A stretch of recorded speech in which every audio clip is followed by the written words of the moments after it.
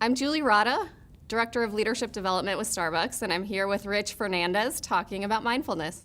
So Rich, we're here talking about mindfulness, and I know I've seen mindfulness as a hot topic and referenced externally and internally within companies. It's pretty out there in the media today. Yeah. So I was just wondering, what do you think is resonating with people about mindfulness? What is it about that makes it such a hot topic today? Absolutely, it's trending. It's something that you see everywhere these days, in media, in organizations, in schools, in many, many different settings. And I think that some of the interest is really coming about because, first of all, the context in which we're operating is really complex, really demanding, kind of our work culture these days, and just the environment and the speed and the pace and the intensity with which we move has people looking for tools that I think will help them navigate in a different kind of way, to bring in a little bit more resilience and well-being into their lives and into their work. Now, I think mindfulness is really interesting to people because it increasingly is a set of what's considered evidence-based practices that improve everything from performance to well-being. And that's an interesting take on mindfulness, and I think that's what's promoting the interest in it, which is that traditionally it's been thought of as something that might happen in a different kind of setting, where it's sort of an ancient practice. It might be sort of affiliated with religion, but really what's happened in the last 20 years or so is that mindfulness has been looked at as a set of evidence-based mental training practices that really help people thrive in some very unique ways that seem like they're going to be helpful in, again, the contemporary context in which we all live. Mm-hmm. And I think that's particularly relevant for Starbucks, given where we are as a business and our growth and our aspirations as a company. Mm-hmm. So we've grown really fast. We have a very high and fast-paced work environment. Mm-hmm. And our baristas, as you know, are constantly juggling multiple demands in the stores and trying to, at the same time, just be really connected and build those strong relationships with our customers. Yes. So when you think about mindfulness and how it helps us relate to others better, are there ways that you can think about applying that in customer service? So how do we help our baristas potentially connect better with customers? Yeah, well, what I love about Starbucks and the way you all operate is that it's based on a really core set of values that really puts people kind of to the front. I know that I've seen some of those value statements, and they're just wonderful around creating a warm and welcoming environment, being present and being transparent with people.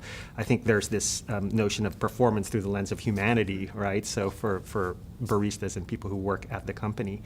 So all of those qualities, I think, can really be brought to life through this set of tools and practices that we call mindfulness, because mindfulness really, at the end of the day, it's about being present and connected with your own experience and with the experience of others. It takes practice to do that because, as you alluded to, there's lots of different pressures that people face on a regular basis, especially on the front lines like the baristas are. But really anyone, anywhere in a fast-paced environment will face the pressure and demands and stressors that they will. And so having these tools that allows people to connect, to be present first with themselves and then with others, really enables, I think, an environment of better customer relationship and collaboration. Yep. And you talked about our values. So one of the values that I love is really about acting with courage and challenging the status quo. Yes. And for the size of company that Starbucks is, it's been amazing to me the entrepreneurial spirit that still exists and is so prevalent in the organization, and the willingness to innovate and think differently about the work. Mm-hmm. So when you think about mindfulness, are there ways that mindfulness can help us be more innovative, generate more innovative thinking within our work, and just kind of challenge the way that things have always been done? Absolutely. So part of being present is being aware of one's own sort of mindset, one's own narrative, one's own tendencies, sort of thought patterns, and in being able to take a kind of objective view of those, then it's possible to actually shift and transform mindset and shift and transform ways of thinking or old narratives that aren't useful anymore. In other words, it opens the way for things like innovation and creativity. It helps interrupt things like certain cognitive patterns or even unconscious bias that we may experience. Again, it takes practice because there's a specific way that you can go about kind of holding up the mirror to your own mind, if you will. And again, that set of tools and practices is what we know as mindfulness. And we know, in fact, also, this isn't just kind of anecdotal. We know from research that, in fact, people are able to kind of switch mental modes when they exercise certain capacities around mindfulness. And I think that's, in particular, how it'll be useful. I think it'll help people be able to see their own tendencies objectively and think about ways they might be creative and innovate around the edges. Yeah. When I've read about innovation in particular, oftentimes people will talk about not being able to necessarily be innovative in the context of your, day-to-day job, sitting at your desk or in the moment. And so I think about mindfulness and stepping away and really reflecting and how that could potentially help put you in a different frame of mind to just open your mind to different possibilities. Yeah, I think that's exactly right, Julie. And the key distinction is it's not always necessary to even have to physically step away to do this. This is the beauty of mindfulness. It's a highly portable set of tools. You can do it right where you are, no matter what's happening. In other words, it allows certain things like being able to separate what they call the signal from the noise, right? When things are all kind of going haywire, it's possible to just take a pause mentally, right, and even physically with your breath, for example, and deploy those tools to just take a mental step away from any situation to assess, what's a skillful way to respond to those situations. And again, I think that's where mindfulness is going to be really useful.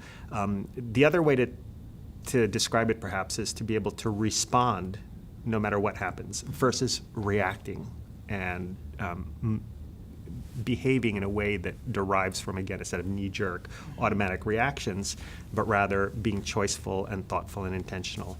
Again, these are the skills of mindfulness. Yes. So how do you think about applying mindfulness to managing others? So we've talked about how it can be helpful in terms of building relationships, whether it's with customers or with each other as we're working together. But what about for people, for leaders who are managing others? Are there ways that mindfulness can help connect better with your team, build a stronger team? Yeah, I think it fosters greater empathy and compassion, for example, right? So when you're not always driven by your own agenda, or when you see your tendency to be driven by your own agenda and are able to hit the pause button on that without kind of pushing it away and knowing that you have stuff to accomplish, being able to hold that and at the same time really hold another person's perspective, really connect with the concerns and the things that are important to another person. These are the things that the mindfulness practices applied more interpersonally and in relationship. These are the things that mindfulness can enable, because when you're able to connect with others and take their perspectives, that in a lot of ways is the demonstration of empathy. And then even further beyond that, the demonstration of seeking to be of service or benefit to another person is the quality of compassion.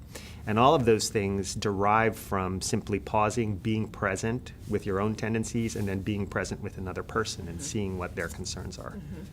Are there specific practices that you can use to help connect better with others? Yeah. So there's quite a number of them. The very first one is something we call focused attention. So being able to give somebody your full undivided attention for the sake of understanding them and their perspective, rather than necessarily problem solving or reacting to whatever is happening to them. And just having the quality of mind, literally the quality of mind to connect with someone, to just be calm and focused and present with them, is the first sort of tool of mindfulness. But then it extends from there, as I said, to then seeking to understand and acting as sort of a mirror for the other person, and really kind of continuing to investigate or understand at greater depth what their concerns are. And then that becomes the mindfulness tool of empathy cultivation and compassion cultivation. Rich, I want to take us back a little bit to the topic of innovation, and particularly the notion of curiosity. So how does curiosity show up in the practice of mindfulness? Yeah, that's a great question. So it's really central to mindfulness because this capacity to kind of look at your own mental process allows you to kind of get curious about it and to approach it with a level of sort of openness that is not really possible when we're just on automatic pilot. Right? And so when we kind of hold up the mirror to ourselves, we can get curious about what's happening in our minds and also in our bodies in terms of our feelings and emotions and perceptions. So it's a really great way to affect this quality of what we call neutral observation. It's a mindfulness skill, the quality of neutral observation. And to do so, you observe your own thinking process, your own tendencies, your own triggers, your own narratives. In other words, your whole mental and emotional landscape is up for investigation through this practice of neutral awareness, which is a core mindfulness trait. When you're able to bring in that quality, bringing it in with curiosity, with openness, even with kindness, because it's really easy to even judge oneself. Oh, why do I think that? Why do I feel this again? As opposed to just going, oh, that's interesting. And approaching it in this kind of open, non-judgmental way, I think really promotes curiosity, the impulse of curiosity within oneself. And then once you're able to kind of self-reflect and even self-manage, you can also be really curious about other people in the environment around you. Mm-hmm. And does that help at all with creating inclusion in organizations? So when we think about in our stores or in our corporate environment, are we curious about others? Is that helpful in translating to creating a more warm and welcoming environment? Yes, I think so, because the other end of curiosity is openness. Right? You have to be open to be curious, and the more curious you get about things, the more openness it lends as well. And so it allows, again, us to be open and curious about not only our own narratives, but the ways that we're interacting with other people and the qualities other partners bring, whether you're in the field or in an office, no matter where you're working as a partner, these qualities of curiosity and openness are operationalized through mindfulness. And when we talk about our growth as an organization, so we've obviously had a lot of success, and we have even bigger aspirations going forward about what we can achieve, not only for our business, but for the broader world. But we know that, pushing for more sometimes can result in taking risks, and sometimes can result in failure and trying again and needing to learn and grow from that experience. So how can mindfulness help us approach, whether it's risk-taking or failure, with a more resilient response and the ability to pull out learning and growth from those experiences? Yeah, that's a great question. I think it goes to something that I know is very important for partners here, which is the growth mindset, right? The ability to really learn from mistakes and really see pretty much any situation, and perhaps particularly those ones where we experience failure, as an opportunity to kind of develop our skills, as an opportunity to improve ourselves, as an opportunity to grow ourselves and our teams. And mindfulness allows that kind of temperature check. Because it enables this quality of responding to any situation, even situations in which we experience significant failure or even just challenges, when we're stressed, when there's customer after customer perhaps that are demanding or challenging, or partners who we're working with in a different function that are demanding or challenging. It allows us to take a temperature check and be responsive but not necessarily reactive, allowing then us to learn and grow the ways that we can best and most skillfully act in response to those situations, which I think is central to the growth mindset. Absolutely. And I think, again, it's mindfulness, the practice of mindfulness enables, I believe, a growth mindset. Do you think it helps to support a tolerance or an openness, I guess, in risk-taking in others? So if you're a leader, you want to create an environment within your team or within your store that can, open the door for thinking differently about work and challenging the status quo, innovation, all of those things that we aspire to do as an organization. Yeah, because I think mindfulness allows you to navigate risk without fear or anxiety. right? So in any risk, there is the possibility of failure, but that doesn't necessarily have to be stress or anxiety associated with it. So how do you interrupt that kind of narrative around, if I take a risk, I'm fearful or anxious of this, but how do I take a risk? And if I fail, how can I just be open and curious and grow from it and continue to do better? And again, when you practice mindfulness, it enables this quality of neutral kind of mental mode, the ability to respond to any kind of emotion or thought process that might arise when you're trying to take the big risk, and to be open to it and to work skillfully with it. And that last piece is really important, because I'm not suggesting that mindfulness makes you passive and that mindfulness makes you say, oh, I just don't have to worry about that. In fact, it makes you sweat it more, but in a way that is productive and healthy, I think, and useful, because again, it allows you to respond in a choiceful, intentional way, even to failure, rather than react and get, necessarily all wound up because of it. So it's a really kind of wonderful, wonderful set of tools, I think, for work, for innovation, and I'm even going to say for life, because responding instead of reacting to challenging situations can happen at work and home. Yeah. Yes. So what would you say to a partner who's kind of curious about mindfulness but hasn't yet stepped into either getting exposed to it or practicing it? What benefits would you say there are? The benefits, I think, that we know from studies, academic studies, but also through some of the metrics we've been collecting on in the workplace, is that mindfulness helps with things like sustaining focus, being more aware of one's own kind of mental and emotional processes, being able to understand and collaborate more effectively with people, developing greater emotional intelligence, and then also with the skills around wellness, which is simply allowing people to feel a little bit more resilient, a little bit more able to navigate stress that they encounter in their daily lives by helping them stay calm and clear and mentally agile on demand. Those are all some of the benefits that we've seen here at Starbucks and then in other businesses. Yeah. And kind of the opposite question, what might you say to a partner who sort of says, this feels like a fad, or it's something that's kind of out there, but will shortly go away and is not something that maybe I want to invest my time in? Yeah, and that's fine. It's not necessarily for everybody. What I will say, though, about the fad piece is I don't think it's a fad. I think that mindfulness, science is now showing that mindfulness is an evidence-based set of mental practices that improve health, resilience, well-being, performance, and productivity. The studies are out, peer-reviewed journals. It's pretty sure. It's just very much like 50 years ago. They say that, if you ask somebody, if you told someone I'm going to go for a run, they'd say, who are you running from? They didn't realize that was necessarily a healthful thing, except that science proved it so, right? That physical exercise, some measure of physical exercise, some measure of adequate sleep, some measure of balanced nutrition are all healthy for our bodies and our minds.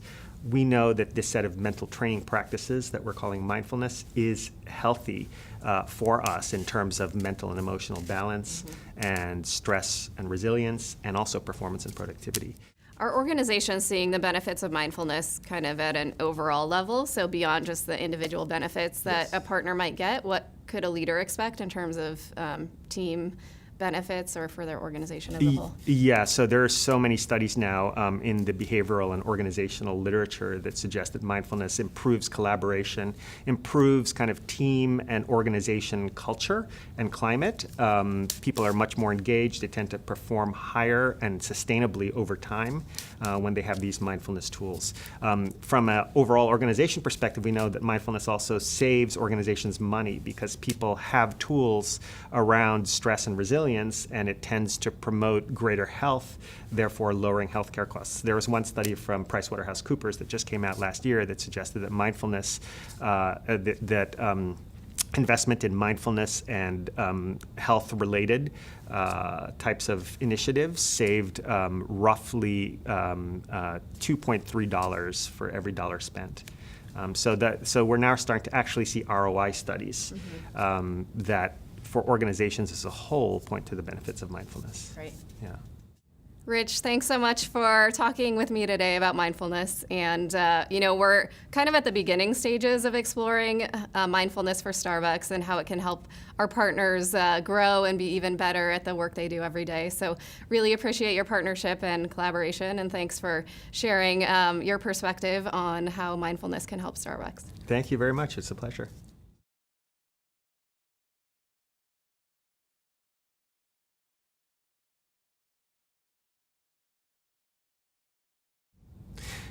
So what is the definition of mindfulness? There is a very simple definition I like to use, which is just 3 words: present moment awareness, which means paying attention to our experience in the present moment as it's happening. There really is a second definition of mindfulness, though, that I like to share, which is a little bit more specific and a little bit more operational.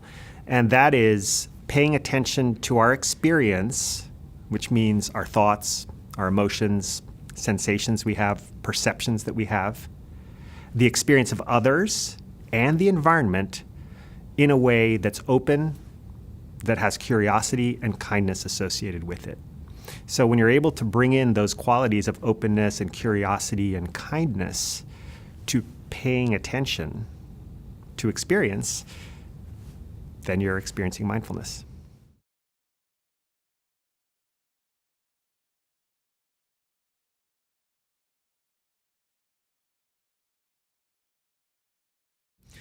Mindful listening means paying attention with your full, undivided attention to another person. It's often the radical act of listening instead of reacting to what somebody said. And the final quality of mindful listening is listening for the sake of understanding rather than reacting or problem solving. This all sounds kind of simple. It is, but it's not simplistic. It's often difficult for us to just listen for the sake of understanding, to listen with our full, undivided attention, without agendas, to simply seek to understand and connect with other people.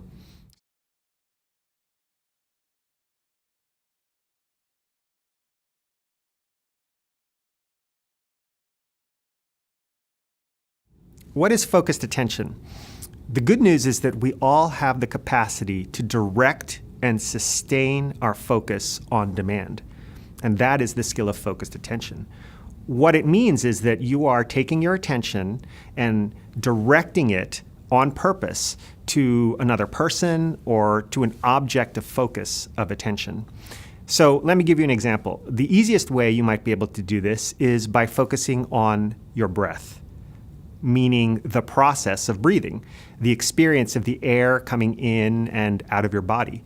Now, this is a really useful skill to have because it immediately promotes a sense of calm, clarity, and mental focus when you're able to take all of that attention, that spotlight of attention, as we say, and direct it to this experience of breathing. It is a mindfulness practice. And again, the key thing here is that mindfulness is a practice. It's something that you can do over and over again to develop the skill of focus. So let's try it for a second. Just as you are, wherever you find yourself, take just a moment to direct your full, undivided attention to your experience of breathing, to the sensation of the air coming in and out of your body. That simple act of directing your attention on purpose to your breathing is the exercise of focused attention. And this particular mindfulness skill is something that you can apply anytime, anywhere, to your own experience or to your interactions with others.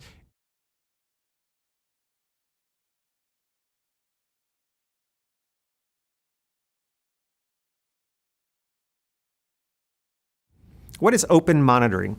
Open monitoring is the process of allowing your attention to move wherever it will move, with the particular feature of noticing where it is that your attention settles. Let me state that another way. It is the quality of meta-attention, attention of attention. Now, before this gets a little too abstract, let me try to illustrate this with an example. So, as you are, wherever you find yourself, notice what you're noticing in this moment. Is it my voice? Is it a sensation? Is it a thought? Whatever it is, simply take note and see now what your attention does. Do you still stay with my voice or the thought that you're having, or is it moving to another area, another object of focus? This process of just observing your thoughts or observing your sensations or emotions is the process of open monitoring, taking your mental focus and just directing it to whatever experience you're having. Just that simple, the process of open monitoring.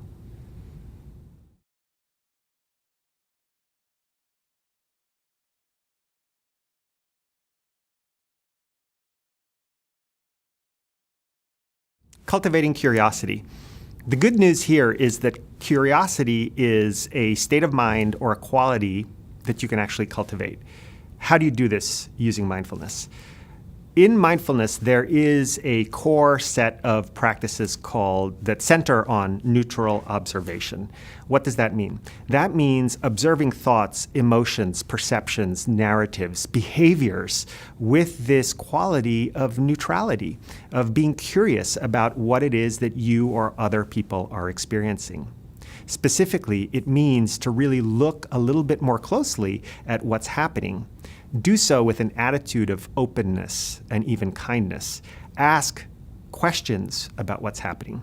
If you have a troubling or stressful thought, get curious about it, for example. Ask yourself and notice that it's happening. Ask yourself, why is that happening? And note that it could be something that's interesting, it's giving you data. So applying a learning mindset in many ways to this notion of neutral observation will allow you to be more curious and cultivate the quality of curiosity as a core skill, as a core quality of mind, and as a behavior.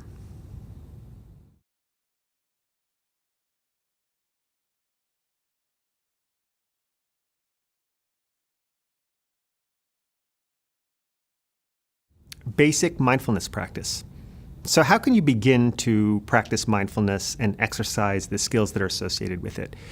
I'd like to offer you very briefly a very, very foundational and simple to do mindfulness practice here that centers on mindful breathing. This is a particularly useful mindfulness practice because you can do it anytime, anywhere, because I'm assuming you're breathing. And it also tends to help bring calm to any situation and any experience you're having. It literally stimulates the parasympathetic nervous system, which is the part of our brain that's responsible for resting and integrating sensory input and digesting. So this is a basic mindfulness breathing exercise. Again, it'll be less than a minute. So what I'd like to invite you to do is, if you're comfortable, close your eyes, or if not, just direct your gaze downward softly and begin to notice your breathing. Drawing your attention to the experience of the breath coming in and out of your body. Noticing the in-breaths and the out-breaths, and even the spaces in between, whatever that means to you. Directing your full, undivided attention to this experience of breathing. Now, you may notice that your attention or your mind wanders, and that's perfectly natural. Our brains do that. But whenever you notice your attention wanders from your breath, I'd invite you to gently but firmly return your attention to your breathing. Again, noticing the air coming in and out of your body. And just repeating this for 3 breaths at your own pace.